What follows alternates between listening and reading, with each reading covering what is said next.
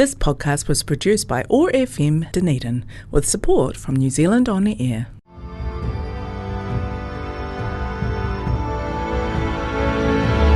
Welcome to 60 Countries in 60 Minutes, a podcast series based on the 60 countries I visited in my first 60 years. I'm that blind woman, Julie Woods, and alongside me is my husband and artist, Ron Esplin. Hello, Ron. Hello there. How are you? And together on this podcast, we are going to cover my life and travels in 6 10-minute episodes.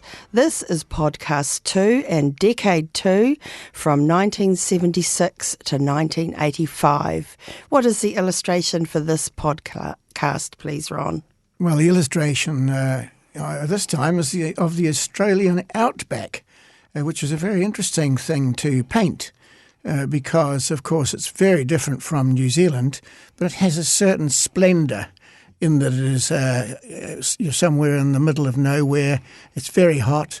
It's everything looks very, very dry, and I think I captured it pretty well. I hope so, anyway. Your country count for this decade is 1 because you visited Australia. You attended Kenmure Intermediate, where you loved the manual classes such as cooking, sewing, metalwork and woodwork. You had neighbours in Netherby Street, where Ray and Barbara Bennetts with their children lived, their children Kristen and Philippa. You became great friends with Philippa until their family moved away to Brisbane, Australia. Your mother, sister and you visited Ray and Barbara in Australia in 1980, and you got a job at South City with New World on the checkout when you were 15 years old, and that was in Dunedin. You attended Kaikoura Valley High School, where you enjoyed learning Japanese especially. At high school you played netball, squash, table tennis and then football at Roslyn Waikari Football Club. You began a Bachelor of Commerce in 1984 at Otago University, beginning in the back row of the lecture theatre, and by the time of the first year, at the end of the first year, you were in the front row. You were diagnosed with juvenile macular degeneration in 1984, and when your mother took you for a second opinion, she asked what support services are available for Julie, to which the ophthalmologist replied, "What do you want support services for?" You continued a degree not belonging in the world of the sighted or the world of the blind. How did you feel about that? Well, it was a big change. I guess it was unexpected, Ron. You don't think that you're going to go blind or lose your sight or become partially sighted when you begin a university degree, but that was what happened for me. And I just, bit like that girl up the front when she was 5 years old playing the portable organ, just got on with it. And I think that taught me when I was 5 that I was on my own, and it was up to me how I was going to deal with whatever came my way, whether it was playing the portable organ or having partial sight.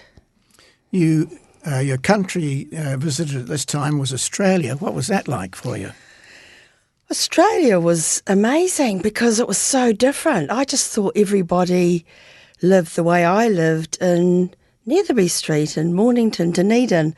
And when I went to Australia, the water was hot at the beach and they had outdoor water slides, and there was McDonald's with ice cream sundaes and spurt chewing gum that squirted in your mouth and snack chocolate that had different flavours in each square. I just found all that new stuff so exciting, and I just adored it.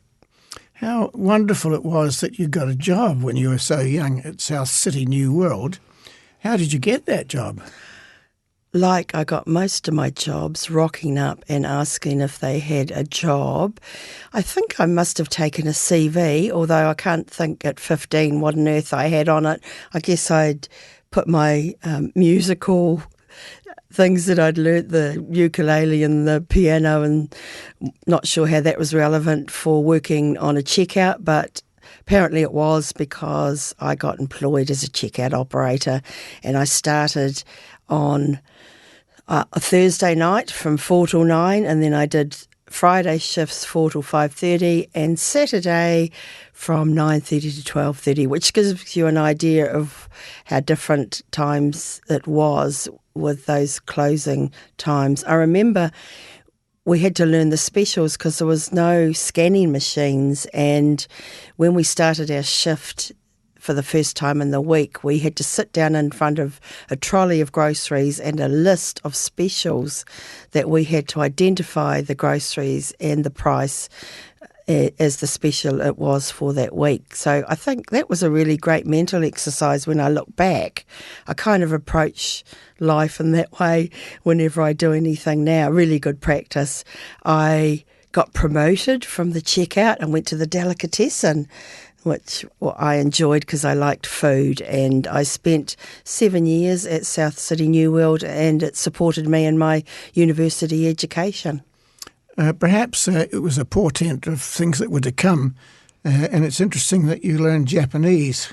What made you love that so much? I learnt Japanese at Kaikorai Valley High School. We had a teacher called Mrs. Tappenden, Linda Tappenden, and she was very devoted to us, just a devoted teacher. And if we sat a vocab test on a Monday, she'd have it marked and back to us on a Tuesday. And that kind of gave us momentum. And I think that really helped my style of learning. And it was responsive. But also it wasn't just about that. It was also, we got to sing songs, we got to eat food, we got to cook food and eat it, and we also got to write hiragana and katakana and kanji, the Japanese characters, and I really loved that as well. I think it was the variety and once again learning about another culture. At the same time, you were noticing that your vision was changing. How did that happen with you? Well, that goes back to where we started, and I guess it all began in the back row of the maths class this time. I must have sat in the back row a bit. I don't know what that was about. Anyway, I sat in the back row of D4 at Kaikorai Valley High School. Mr. Thompson was the 7th form maths teacher, and I remember noticing that I couldn't read the equation on the board, and I asked my friend Shelley if she could read it to me, not thinking anything about it. And then, of course, that really was the beginning of my vision changing and me noticing that I wasn't able to read print very easily or print at a distance on a street sign.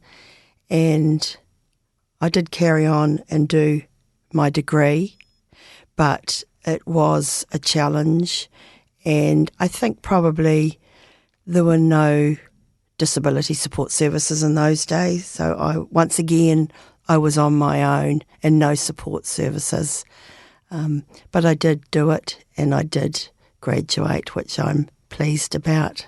Thank you, Ron. Well done. Yeah. Your country count is now 2. 2, yay! Well, you've been listening to 60 Countries in 60 Minutes with that blind woman, Julie Woods, and Ron Esplin. If you'd like to contact me, that blind woman, Julie Woods, you could do so by sending me an email to julie@thatblindwoman.co.nz or to Ron at ronesplinartist@gmail.com. This has been podcast 2 of 6, and we look forward to you joining us for podcast 3. Thank you, Ron. My pleasure. Thank you for being so open with your life.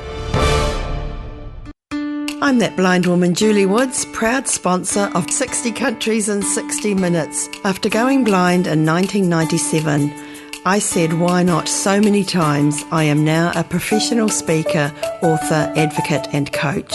If you're looking for someone to help you or your team turn your no into why not, then why not send me an email to julie@thatblindwoman.co.nz or phone or call me on 021 913 513. Why not? This podcast was produced by OAR FM Dunedin with support from New Zealand On the Air.